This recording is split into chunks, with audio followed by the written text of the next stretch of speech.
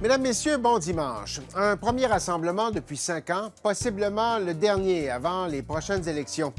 Quelques 4000 libéraux s'étaient donné rendez-vous cette fin de semaine à Ottawa pour faire le bilan des 8 dernières années, échanger de nouvelles idées, se mobiliser surtout en vue de la prochaine bataille électorale. Justin Trudeau, qui traîne dans les sondages, embourbé dans les allégations d'ingérence chinoise, a-t-il réussi à énergiser ses troupes?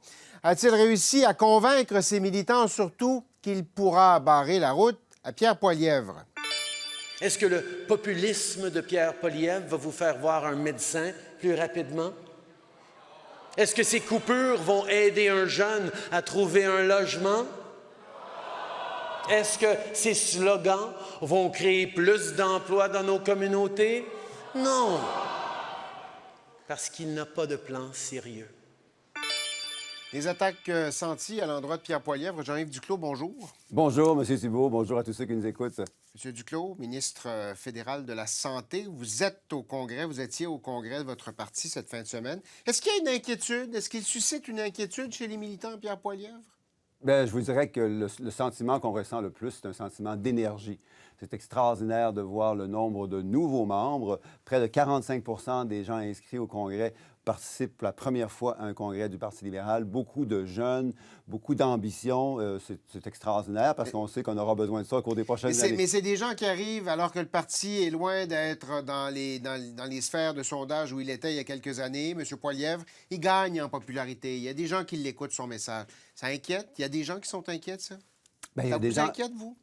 Bien, je vous dirais que ce qui est inquiétant, puis les gens en parlent beaucoup, c'est la plus grande polarisation, le populisme, le déplacement de certains autres partis plus vers la droite que j'appelle une droite plus crue et plus cruelle, une droite qui est plus dure envers les gens, la société, envers le traitement de l'économie, envers la protection de l'environnement, la protection de l'air. Donc, c'est une droite, oui, qui nous inquiète. Mais il y a des gens qui l'écoutent, ce message-là.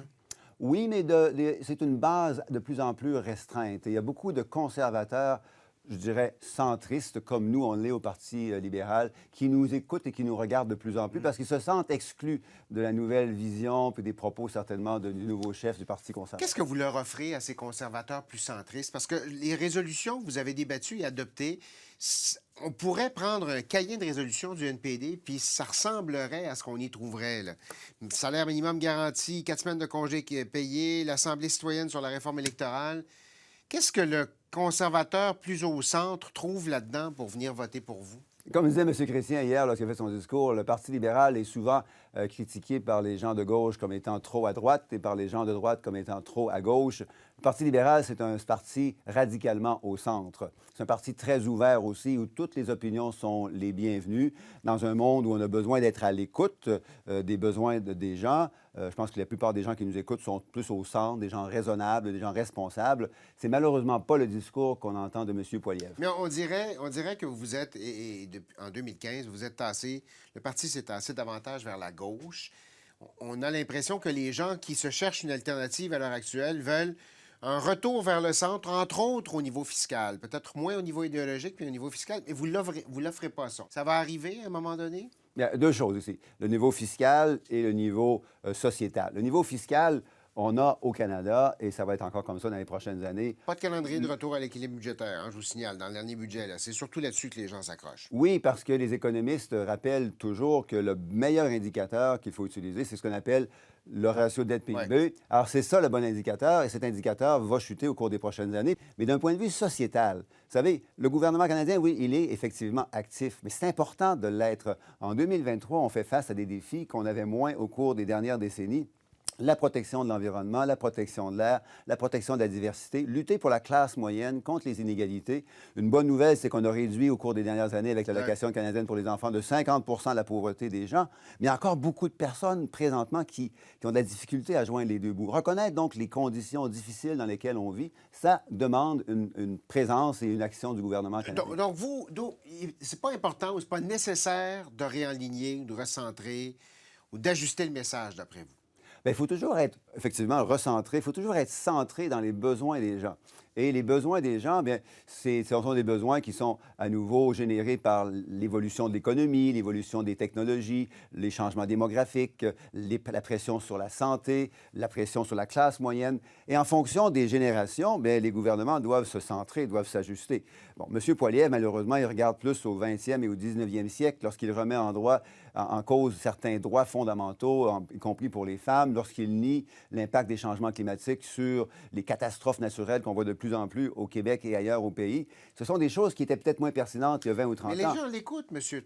Les gens l'écoutent, monsieur Poilievre. Ils tendent l'oreille. Il y a un intérêt pour son message. On n'a pas l'impression que vous offrez une réponse. J'ai entendu beaucoup d'attaques dans le courant de la semaine, dans le courant du Congrès, mais je n'ai pas entendu de « nous, on va faire ça à la place » ou « nous, on va... » Il y a peu d'options. Les jeunes de votre parti vous le reprochent. Le groupe Médée disent « donnez-nous des choses, là, faites-nous rêver. » Il est où le rêve?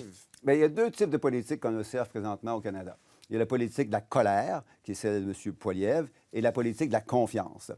Nous, on ne sera jamais très bons en politique de la colère parce que le Parti libéral n'a jamais été un parti de colère, de colérique, de haine et de frustration. Le Parti conservateur, d'ailleurs, n'a jamais été un tel parti non plus. C'est nouveau avec cette droite là, qui est plus crue et plus cruelle. Mais nous, on reconnaît que la confiance, c'est une bonne façon de faire de la politique. On peut avoir confiance au Canada.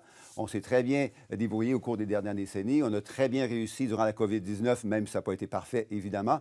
Et on a au Canada présentement des mouvements majeurs de positivisme et de confiance qui peuvent nous amener vers un futur là, à la hauteur des attentes des gens. Un mot rapidement sur les derniers développements dans les allégations, dans le cadre des allégations d'ingérence étrangère. Là, c'est un parlementaire, Michael Chung, qui est visé par ça, qui est l'objet de menaces. Il y a un diplomate chinois qui est encore en poste au consulat à Toronto. C'est grave ce qui s'est passé. C'est un élu qui a été la cible d'un gouvernement étranger. Est-ce que vous auriez dû faire, vous, gouvernement, auriez dû faire quelque chose de différent dans ce dossier-là? Un, c'est effectivement très grave. Que ce soit un parlementaire, c'est effectivement encore plus grave parce que notre démocratie a besoin que nos parlementaires puissent œuvrer librement et au service de leurs concitoyens. Deux, ça relève des services de renseignement et, comme vous le savez, au cours des derniers jours, on a demandé aux services de renseignement ce qui s'est passé pour comprendre pourquoi, s'il avait existé des informations à l'égard de M. Chung ou à l'égard d'autres députés, pourquoi ces informations-là n'avaient pas été partagées. Et trois, bien, M. Johnston, dans quelques semaines, va déposer un rapport.